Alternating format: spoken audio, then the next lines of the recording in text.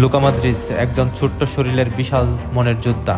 1985 সালের 9 সেপ্টেম্বর ক্রোয়েশিয়ার জাদার শহরে জন্ম নেন লুকা মদ্রিচ। ছোটবেলা থেকেই তার জীবনে নেমে আসে যুদ্ধের ভয়াবহতা। কঠিন পরিস্থিতির মাধ্যমেও ফুটবল হয়ে ওঠে তার জীবনের স্বপ্ন এবং সবচেয়ে বড় কারণ। শৈশব থেকেই মদ্রিচ ছিলেন একজন অসাধারণ প্রতিভাবান, কিন্তু তার গড়ন ছিল অন্য ফুটবলারের তুলনায় ছোট। অনেকেই ভেবেছিল এই ছোট্ট শরীর নিয়ে কি ফুটবলার হতে পারবে লুকা মদ্রিচ, কিন্তু লুকা মদ্রিচ প্রমাণ করে দেন ফুটবলের উচ্চতা নয়, আসল শক্তি হলো প্রতিভা, পরিশ্রম আর দৃঢ়তা। তার পেশাদার ক্যারিয়ারে শুরু হয় ক্রোয়েশিয়ার ক্লাব ডায়নামো জাগরেবে, আর 2012 সালে তার জীবনের সবচেয়ে বড় অধ্যায় শুরু হয়।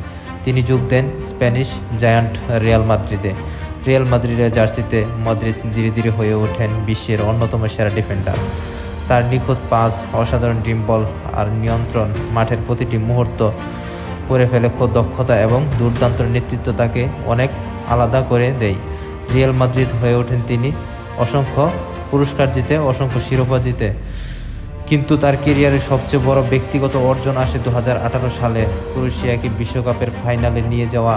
অসাধারণ নেতৃত্বের পর লুকা মদ্রিচ জিতে নেন ফুটবলের সবচেয়ে মর্যাদাপূর্ণ ব্যক্তিগত পুরস্কার ব্যালন ডিওর। সেই জীবনে তিনি প্রমাণ করেছিলেন মেসি, রোনালদোর যুগেও একজন ডিফেন্ডার বিশ্বের সেরা ফুটবলার হতে পারেন।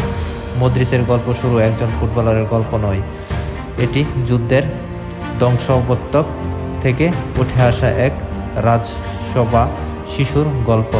যে শিশুকে একদিন বলা হয়েছিল তার শরীরে ছোট, সেই মানুষটি পরবর্তীতে বিশ্বের অন্যতম সেরা ফুটবলার মর্যাদা অর্জন করেন। লুকা মদ্রিচ আমাদের শেখান, স্বপ্ন যত বড়ই হোক, পরিস্থিতি যত কঠিনই হোক, পরিশ্রম আর বিশ্বাস থাকলে অসম্ভবকেও সম্ভব করা যায়। লুকা মদ্রিচ একটা গল্প, লুকা মদ্রিচ একটা যোদ্ধার নাম, একজন কিংবদন্তির গল্প।